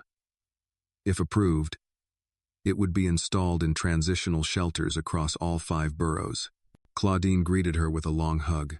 "You've started something no one can walk away from now," she said, "and I think it's time we talk about your future beyond this internship." Maya blinked. "What do you mean?" Claudine led her into the back conference room, where a folder sat on the table. She opened it, revealing a small startup plan.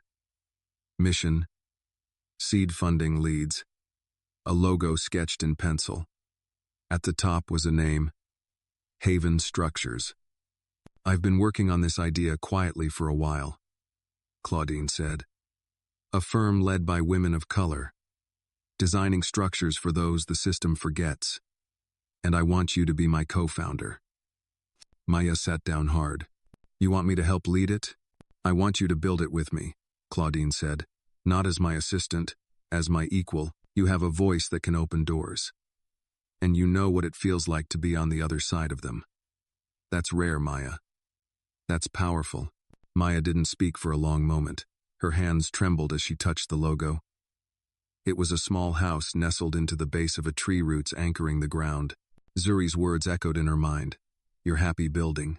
"I don't have a business degree," Maya said finally. "We'll hire someone who does. What you have can't be taught in any classroom." Maya smiled through tears. "Then let's do it." At home that night, Maya sat on the floor with Zuri, surrounded by building blocks and colored pencils. "Guess what?" Maya said, nudging her daughter gently. Zuri looked up, eyes bright. "What?" "I'm going to build houses, real ones, with a friend who believes in me. We're starting our own team." "Like a superhero team?" Maya laughed. "Kind of. But our power is making people feel safe." Zuri nodded thoughtfully. "I think your buildings should have tree houses inside." "I'll take that into consideration, Architect Zuri." Zuri beamed. Elliot walked in carrying takeout bags. "Dinner's on me tonight again."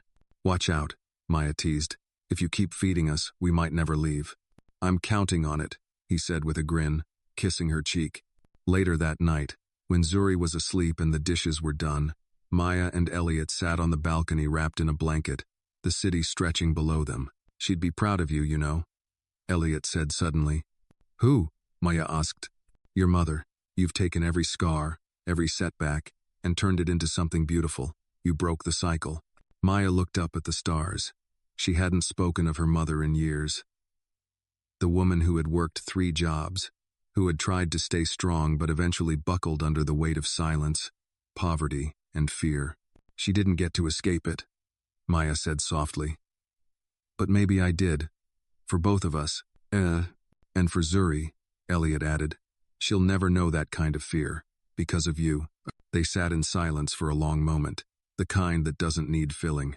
Then Maya whispered, "I think I'm ready." "For what?" "For whatever's next." The following week brought a whirlwind of meetings.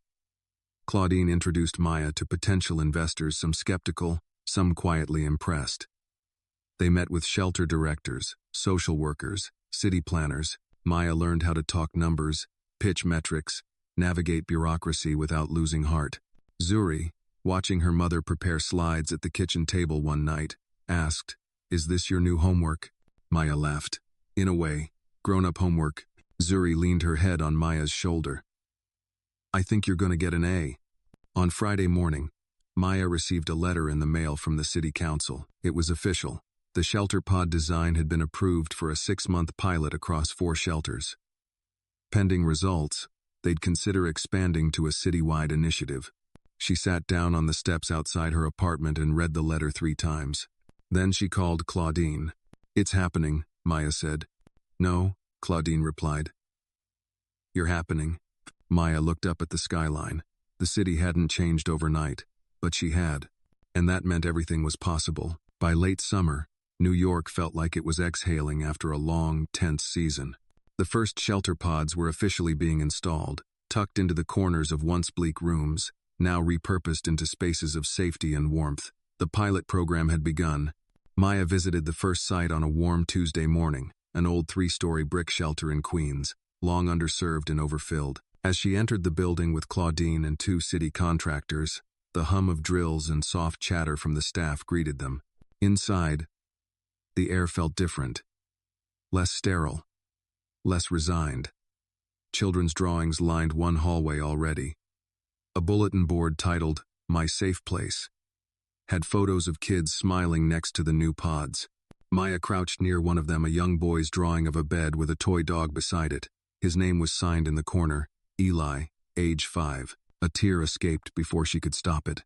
"You okay?" Claudine asked gently, kneeling beside her. "Better than okay," Maya whispered. "This is real." Claudine smiled. "Welcome to the beginning." Later that day, Maya spoke at a press conference organized by the shelter's directors. She stood behind the podium, flanked by city council members and community leaders. For the first time, there was no fear in her voice, no tremble.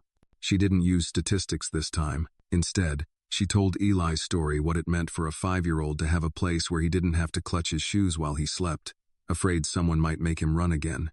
She spoke of her own nights, long ago, cradling baby Zuri on a mattress near a flickering light bulb, praying no one would knock. Then she told them what it meant to build dignity into design, not just shelter, but sanctuary. The applause was long, but it wasn't just for the speech. It was for what it represented. A woman who had once been forgotten now building something unforgettable. That night, Maya returned home emotionally full and physically drained. Zuri met her at the door in pajamas, clutching a picture book. "Mama, I stayed up because I need you to read this one." Elliot stood in the kitchen, grinning. She wouldn't take no for an answer. Maya scooped Zuri up. "One story, then straight to bed, okay?" They curled up together, the book resting on Maya's knees. It was about a fox who lost its den but found a village that helped it build a new one. By the end, Zuri was half asleep, thumb in her mouth. As Maya tucked her in, she whispered, "This is our den now, and no one's taking it from us." The next day brought an unexpected phone call. A woman's voice, careful and composed. "Miss William, my name is Joanna Ridley. I'm the Regional Director for the National Coalition for Transitional Housing. I attended your talk at the Urban Impact Forum. We've been following your pilot program closely." Maya sat up straighter. "We'd like to invite you to Washington, D.C., Joanna continued. "There's an upcoming summit on innovation in housing equity. We'd like you to speak. And more than that, we'd like to discuss bringing your designs into shelters across the country." Maya didn't answer immediately. Her mind buzzed. Washington, national visibility, policy influence. I don't know what to say," Maya managed. Joanna chuckled lightly. "You'll have plenty of time to say it. The real question is, are you ready to go bigger?" Maya glanced at the sketches on her wall. Zuri's old crib rail she'd repurposed into a mini headboard prototype. The idea board with Zuri's latest note stuck to it. "Let's make rooms with music." She smiled. "Yes," Maya said, "I'm ready." The next few weeks moved fast. Travel arrangements, press inquiries, meetings with advisors who helped Maya refine her messaging. Claudine walked her through national logistics.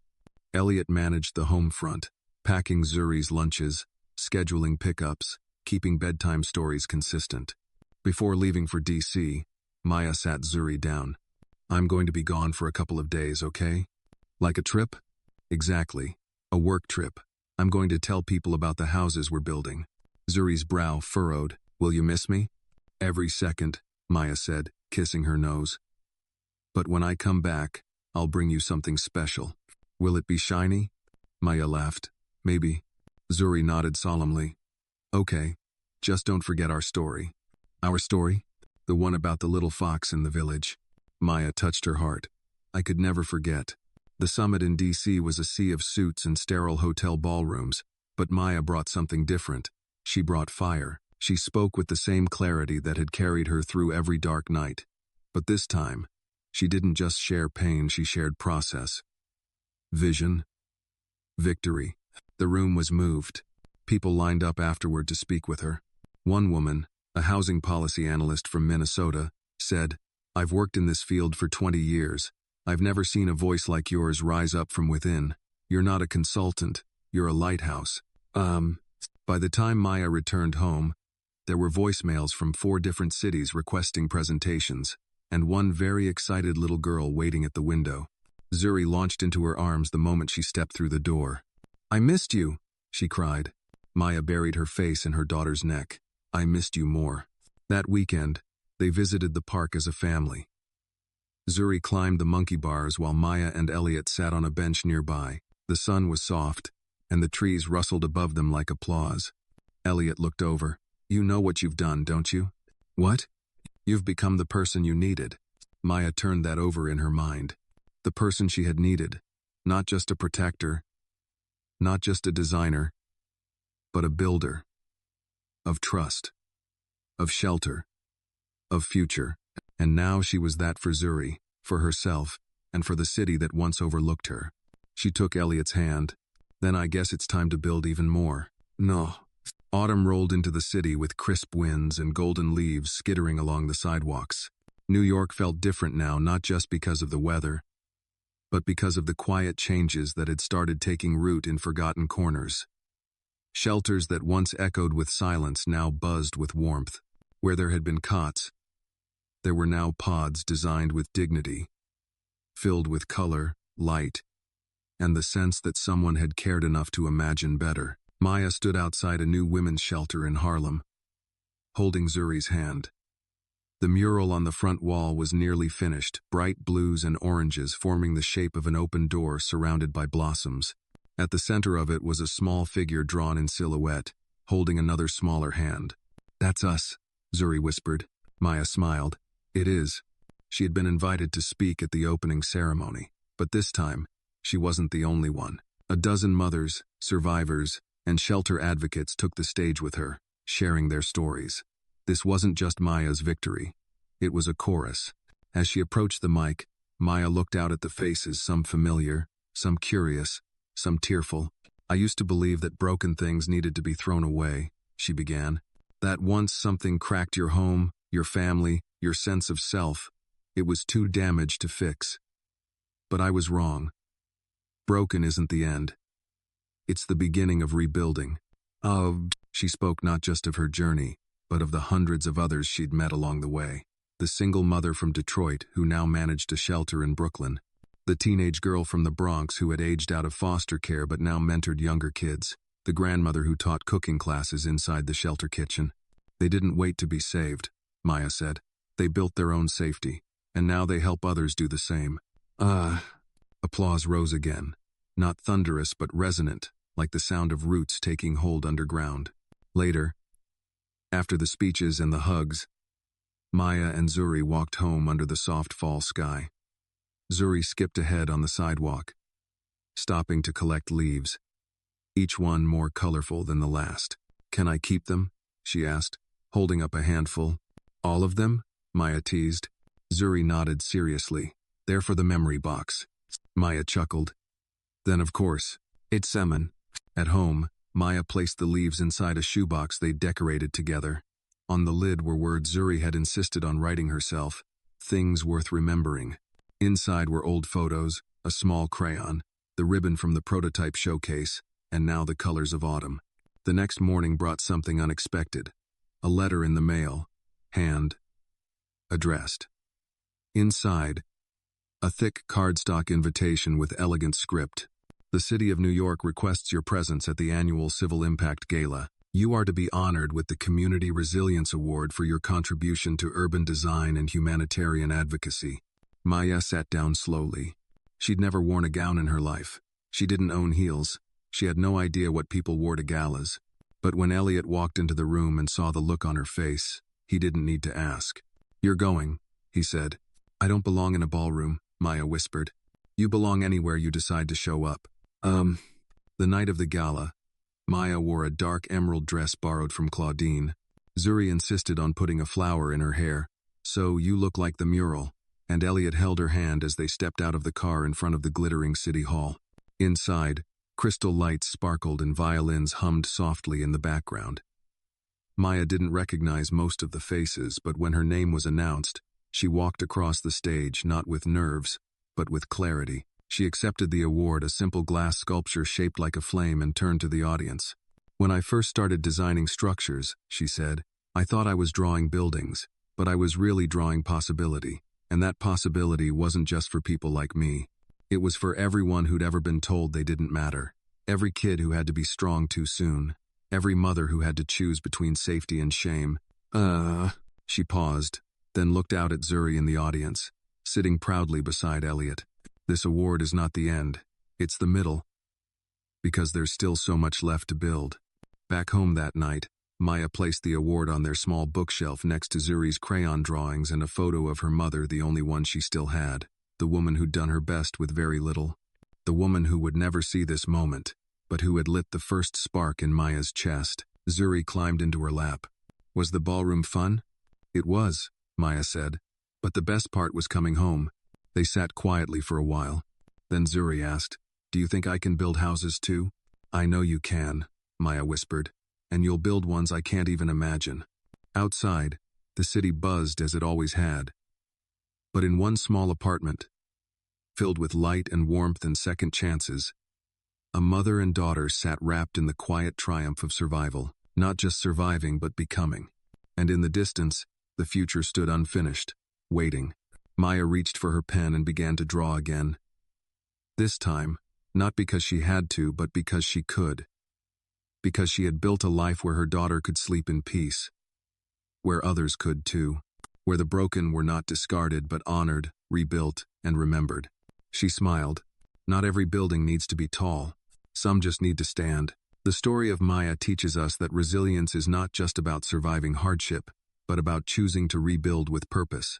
It reminds us that even the most broken foundations can give rise to something powerful when met with courage, community, and compassion. Maya's journey from homelessness to becoming a voice for the voiceless shows that justice often begins with small acts of defiance and quiet strength. In a world that forgets the vulnerable, her story is a testament to the idea that dignity, once reclaimed, can become a shelter for many.